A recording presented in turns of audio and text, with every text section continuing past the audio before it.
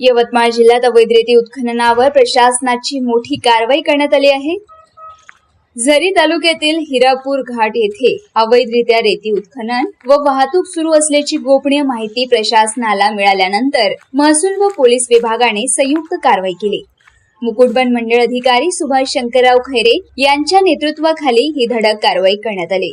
या कारवाईत उपविभागीय पोलीस अधिकारी पांढरकवडा, तहसीलदार अक्षय रासने तसेच स्थानिक गुन्हे शाखेचे PSI धनराज हाके आणि पोलीस कर्मचारी सहभागी होते। कारवाई दरम्यान पोकलँड मशीन, JCB आणि 2 ट्रकसह एकूण 5 वाहने जप्त करण्यात आली। जप्त करण्यात आलेल्या वाहनाची एकूण किंमत अंदाजे 1,08,24,600 रुपये असल्याची माहिती प्रशासनाने दिली आहे। या प्रकरणी संबंधित वाहन चालक व मालकाविरुद्ध Maharashtra land revenue code section 48(7) आणि Maharashtra land revenue code section 48(8) अंतर्गत गुन्हे दाखल करण्यात आले आहे। दरम्यान या घाटाची देखरेख करणाऱ्या संबंधितांवरही कारवाई होण्याची शक्यता व्यक्त करण्यात येत असून पुढील तपास मुकुटबन पोलीस स्टेशनचे पोलीस करत आहे।